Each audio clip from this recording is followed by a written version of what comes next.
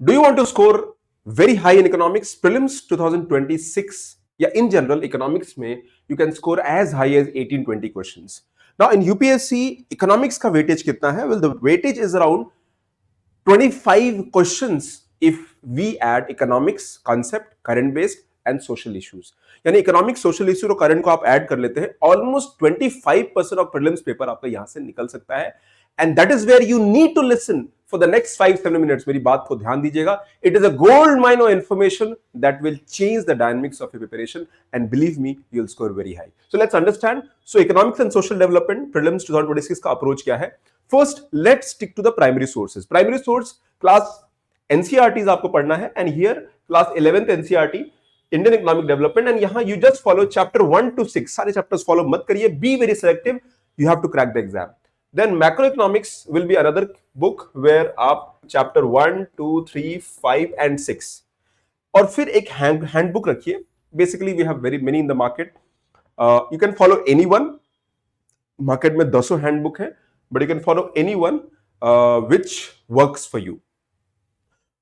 How will you decide कि क्या work करेगा? Well, make sure that language is lucid, simple, आपको समझ में आनी चाहिए. That is the key part. Economic survey budget highlight selectively follow करना है, and you can follow the Hindu Indian Express again. Economy के pages follow करने selectively. In fact, अगर आप Indian Express भी follow करेंगे, that will almost meet your requirement. So this is the primary sources. इसके beyond आपको नहीं जाना है. Coming to the PYQ weightage. So what I have done that last 30 years के PYQs लिए हैं, and but the focus should be last 15 years of PYQ. Again आप ध्यान दीजिए. If you look at the PYQs, if you see the weightage of the topics, तो हर subject का अपना weightage है. And what I really believe is that weightage आपका banking will have the highest weightage. आप देखिए banking monetary policy, fiscal policy, budgeting. अभी recent time में हमारा external sector पे भी काफी क्वेश्चन आ रहे हैं. Inflation, development, growth, इस पे weightage रहता है. But if you look at the recent time, the markets, the external sector, agriculture, and the biggest is banking and monetary policy. उसके बाद आता है fiscal policy.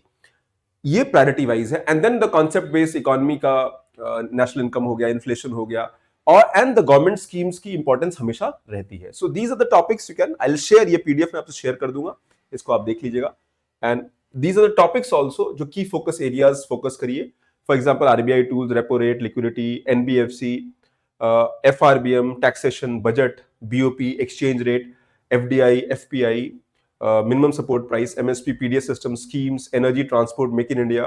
गवर्नमेंट की स्कीम्स बहुत जरूरी हो जाती हैं. Human development index, SDG, sustainable development goals, poverty line, digital economy, startups, fintech. तो ये हमारे प्रायोरिटी एरियाज हो जाते हैं.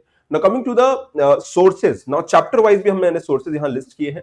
The first is basic concepts of economy. आप कहां से पढ़ोगे? Very clearly you can follow basic sources from NCERT class 11th and handbook. Also class 12 के मैक्रो क्लास, यहाँ पे क्लास 12 के मैक्रो इकोनॉमिक्स को ऐड कर सकते हो. GDP, GNP, inflation types, very high priority. Then planning in India, you can follow class 11th NCERT. Again बहुत basic है. National income accounting, you can follow it from value added component, GDP, GNP and basic price. All those thing you can cover from class 12th NCERT. Money and banking, ये आपका अच्छा, आप देखो यहाँ पर the weightage PYQ का relevance almost more than 20% है. Money and banking and monetary policy, they will cover major part of your preparation, जहां पे NCERT, Handbook of Indian Economy and RBI के रिपोर्ट पे जरूर ध्यान दीजिएगा. And then of course we have the topics, यहाँ पे वेटेज थोड़ा कम है, inflation, unemployment and the data. Now this is where you have to focus. Now coming to, इसमें PYQs जरूर फॉलो करेंगे. And I also tell aspirants that आप 500 MCQs solve करिए, including PYQs. So let's say आपने 150 question PYQs follow किए, on average 15 questions every year, तो 10 years का 150 questions. अगर तो भी आप 200-300 क्वेश्चंस अगर फॉलो करते हैं, that is more than sufficient. The only focus in the questions जो आप प्रैक्टिस कर रहे हैं, उसका weightage should be as per the weightage of the exam. And current के टॉपिक्स को लिस्ट करके हम उससे मैपिंग भी करेंगे. What I am telling here that इन सारे टॉपिक्स में हम करंट से लिंकेज कर रहे हैं. That means in all these topics, whatever is in news in current.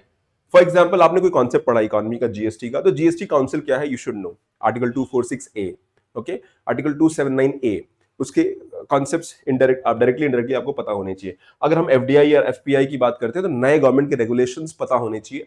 So that will help you. अगर आप BOT बैलेंस ऑफ ट्रेड की बात करते हैं, you should have the understanding of export import data, the trend of the exports in last 5 year, the trend of the import in last 5 year, balance of trade कितना है last 5 year, current account deficit last 5 year 8 years में कितना है, challenges क्या है, problems क्या है. You have to study the topic holistically. That is how you can solve the questions. Then government के schemes पे बहुत क्वेश्चन आते हैं कई बार को.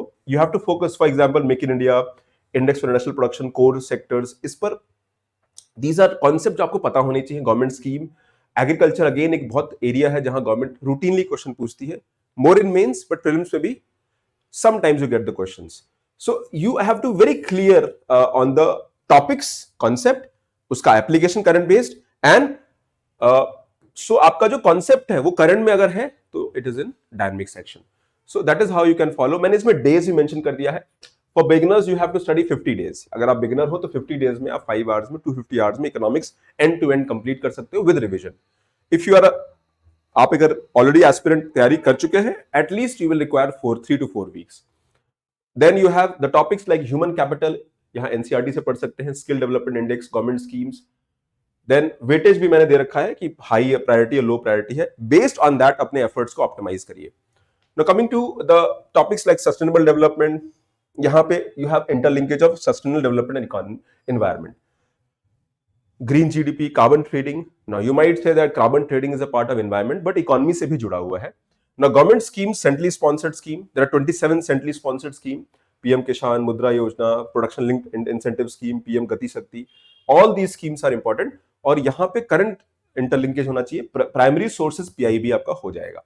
Current affair again newspaper, the trends of the growth, inflation, trade trend, GDP trend, growth trend, हर concept का trend पता होना चाहिए. How the trajectory of the economy is changing.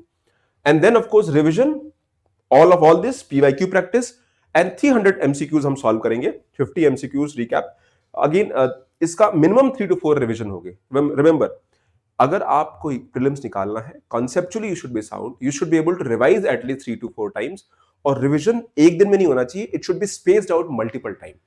आप ये करके देखिए. यू कैन 25 में से I can say with assurity कि 15-18 क्वेश्चन आप अटेम्प्ट कर लोगे with accuracy as high as 90%, because हमें प्रीलिम्स निकालना है बेटा. कुछ क्वेश्चन ऐसे होंगे जो सॉल्व नहीं होंगे, हाईली करंट बेस्ड हो सकते हैं. There are questions which factual बहुत होगा, you might not know them. Again उसको हम कवर नहीं कर सकते हैं. But the topics that I have covered thoroughly, in those topics I can be more thorough in them. Now अब यहां पर मैंने एक 35 days smart plan for veterans का बनाया है. 4 hours per day, that means आप 140 आवर में कर सकते हो. The topics are same, but इसमें प्रायोरिटी वाइज किया है. सो स्टूडेंट जो रिपीटर्स है, आपने प्रीलिम दिया है तो आप 3-4 आवर्स एवरी डे देके 3 to 4 वीक्स में you can complete the economic section entirety. And we have also given the weightage of the subjects as well. इसमें और प्रीलिम स्पेसिफिक फोकस पे हम आएंगे. वेयर इकोनॉमिक्स को तो मैं कराऊंगा, but other subjects I will be discussing the video with you. आपके साथ वीडियो शेयर करूंगा and in those videos I will be discussing कि हम उसको कैसे मैन्यूवर करेंगे. Now coming to the recommended study sequence, start with NCERT, understand why before what, क्यों पढ़ना है इसको, व्हाई इट इज रिलेवेंट, कितना वेटेज है एग्जाम में, देन व्हाट, क्या करना है. Read handbook of Indian economy, एक कोई रेफरेंस सोर्स लीजिए. मार्केट में बहुत सारी किताबें हैं. मैं तो स्टैंडर्ड बुक्स में Mishra and Puri and Datta Sundaram refer करता हूं, बट मार्केट में बहुत सारी किताबें हैं जो एक भी आपको ल्यूसिड लगती, इजी लगती है, उनको फॉलो कर सकते हैं. Focus on contemporary linkage, linkage से, करंट से लिंक करिए. If you have read open market operations, link with current. If you have read repo rate, link with current. If you have read balance of payment, तो current से link करिए. हमारा current account deficit कितने 3 साल में कितना रहा है, क्या चैलेंजेस हैं. गोल्ड इंपोर्ट के बारे में अगर डेटा न्यूज में है, what is the reality. Then newspaper for daily reinforcement, RBI updates, inflation, GDP, fiscal data. Economic survey budget बहुत important area है, I'll cover that. Integrate economic survey budget selectively, focus on data and trends, not details. ध्यान दीजिएगा, पूरी economic survey नहीं पढ़नी है. Revise weekly, create short notes, आप चाहे तो शॉर्ट नोट्स भी बना सकते हैं जो करंट बेस्ड चीजें हैं. And integrate in your static notes अगर बने हैं, RBI tools, fiscal terms, attempt topic wise PYQs every 7 day. Now आपका जो सीक्वेंस है स्टडी का 35 डेज का, वहां पर आप एवरी 7 डेज के पीवाईक्यूज अटेम्प्ट करिए and give test and make a error book. ये बहुत जरूरी है प्रिपरेशन में. अगर आप तैयारी कर रहे हैं, you have to understand what is not working. So आपका कोई कॉन्सेप्ट वीक है, मेक अ एरर बुक, एक एरर लॉग बनाइए. हमने अपने स्टूडेंट के साथ पूरा एक प्लानर बनाया है और एरर बुक हम मेंटेन कराएंगे जहां कॉन्सेप्ट बेस्ड मिस्टेक्स को आपको मेंशन करना होगा.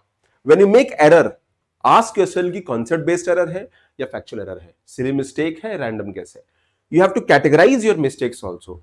It is more, the process is more about refining it. हमारा आउटकम बेस्ड अप्रोच होना चाहिए. ओके, देन अच्छा, जो स्टूडेंट्स हमारे टेस्ट सीरीज प्रोग्राम के साथ जुड़ना चाहते हैं, टेस्ट सीरीज नहीं, I would say mentorship programme, वो हमारा एक होलिस्टिक मेंटरशिप प्रोग्राम है prelims for mains, specifically prelims के लिए भी आप जुड़ सकते हैं.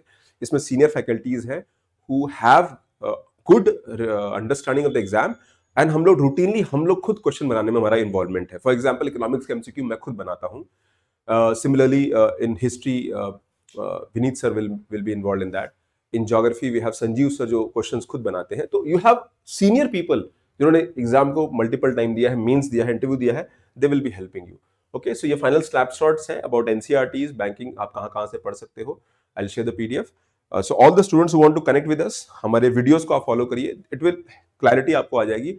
But if you want to take preparation take next level, अगर आप सिर्फ क्लैरिटी से एप्लीकेशन पे जाना चाहते हो, then you should connect with us, and believe me, it will make a huge difference in your learning, and you would be among the list of people जिनका prelims निकला है.